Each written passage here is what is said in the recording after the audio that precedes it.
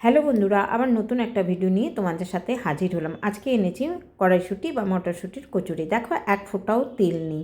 আমার কচুরিগুলো খুব সুন্দর হয়েছে। সঙ্গে এনেছি সুজি আর মাখানার খেজুর গুড় দিয়ে হালুয়া আর গরম গরম চা। বন্ধুরা, আমি আলুর তরকারি বানাতে পারিনি। এই কচুরির সাথে আলুর তরকারি খুব বেশি ভালো লাগে।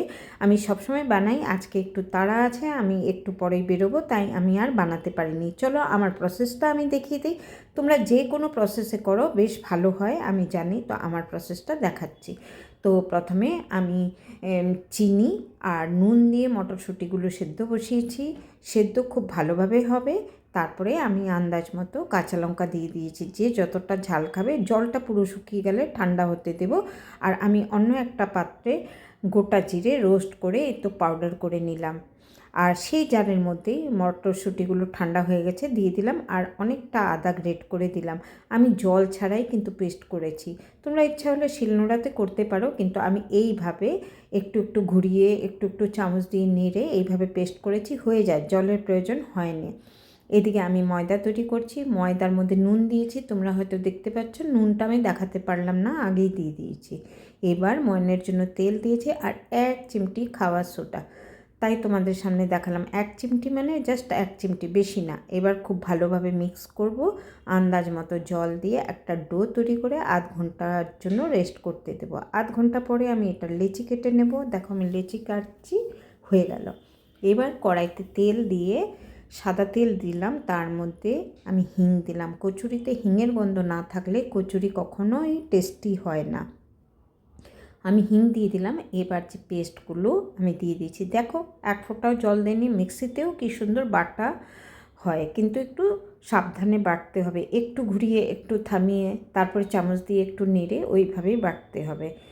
তেলটা মনে হচ্ছে অনেকটা, কিন্তু যখন আমি ভাজবো বন্ধুরা, তখন তেল পুরোটা টেনে নেবে। ভাজাটা হতে হবে, কেন কি এখনও আমরা ভাজিনি। খুব সুন্দর করে ফুল ফ্লেমেই আমি ভাজছি। এবার আমার প্রয়োজন মতো আমি জিরে গুঁড়ো দিয়ে দিলাম। যে রোস্ট করে গুঁড়োটা করেছি সেটাই দিয়েছি। কিন্তু বন্ধুরা, আমি জিরে গুঁড়ো একটু বেশি দিয়েছি, লক্ষ্য করছো। কেন কি এটাতে ভেতরে পুর ভরা হবে, গন্ধটা যাতে ছড়ায়। আমি এত জায়গা মটরশুঁটির কচুরি খাই, আমার বলতে লজ্জা নেই। আমি নিজে যে তৈরি করি সেটা সবচেয়ে টেস্টি। আমার ঘরের সবাই বলে কি ঘরে যে তৈরি হয় সেটা বাইরের থেকে অনেক বেশি ভালো। মটরশুঁটি কচুরি সব জায়গায় পাওয়া যায়, যে কোনো ফাংশন বাড়িতে, হোটেলে পাওয়া যায়, কিন্তু ঘরে তৈরি করলে যে টেস্টটা সেটা কিন্তু পাওয়া যায় না। কেন কি এত মশলা, এত যত্ন তো ওরা করবে না। তো এবার আমি একদিকে দুধ গরম করতে দিয়েছি। দুধটা ফুটে এসেছে। মাখানা আর সুজি আমি এমনি রোস্ট করে রেখেছি। আমি ঘি দিয়ে ভাজি নেই বন্ধুরা, সেটাতে অম্বল হয়। আমি ঘিটাও উপর থেকে দিই। আমি খেজুর গুড় দিলাম।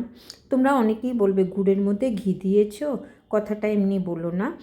আমি যদি সুজিটা আগে ভাজতাম ঘি দিয়ে, সেটাও ব্যাপার একই হতো। এমনি তো ভালো লাগবে না, কেন কি আমি কিচ্ছু দিচ্ছি না এর মধ্যে, কাজু কিশমিশ কিচ্ছু দিচ্ছি না। কেন বললাম না, বাইরে যাব, তো যতটা লাইট খেতে পারি ততটা। তো আমরা যদি সুজিটা ঘি দিয়ে ভাজি, ওই ক্ষেত্রে সবাই ডাইজেস্ট করতে পারে না, অনেকের অম্বল হয়।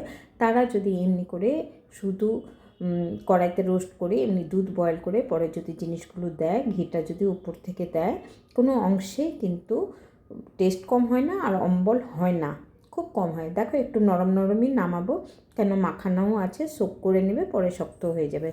এবার আমি লুচির যে এগুলো লেচিগুলো কেটেছি, একটু ছড়িয়ে নিয়ে ভিতরে পুর ভরছি। আমি এক হাতেই দেখাচ্ছি বন্ধুরা, এক হাতে তো আমি ভিডিও করছি। তো দেখো, এইভাবে ভরে আমি এইভাবে মুখটা মুড়িয়ে দেই, এইভাবে মুড়িয়ে দেই। এরপরে আমি দু হাতেই করবো, আমি একটাই দেখালাম, সবগুলো বেলা হয়ে গেছে। এবার আমি ভাজাও শুরু করে দিয়েছি। কী সুন্দর ভাজা হচ্ছে দেখো, 1 ফোঁটা তেল নেই। আমি আগেও বলেছি 1 ফোঁটা তেল নেই। তবে আজকে আমার আফসোস লাগছিল, আমার ঘরের সবাই বলছিল কি আলুর তরকারিটা মিস করছি, কিন্তু আমি যে টাইম পেলাম না বানাবার, কী করব।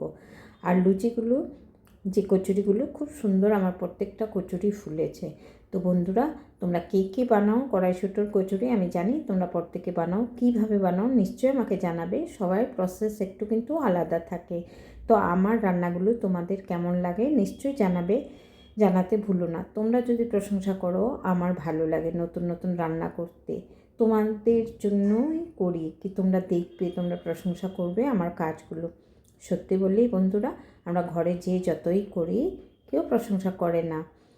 রান্নাকে কোনো কাজই কেউ মনে করে না, কিন্তু রান্না করাও একটা আর্ট। তো আমার দেখো লুচিগুলো প্রত্যেকটা ফুলেছে। তো আমার যদি কাজগুলো তোমাদের প্রশংসার উপযুক্ত মনে হয়, নিশ্চয়ই প্রশংসা করো। আর তোমরা কে কীভাবে বানাও সেটাও নিশ্চয়ই আমাকে জানাবে। তো এবার রাখি বন্ধুরা, ভালো থেকো।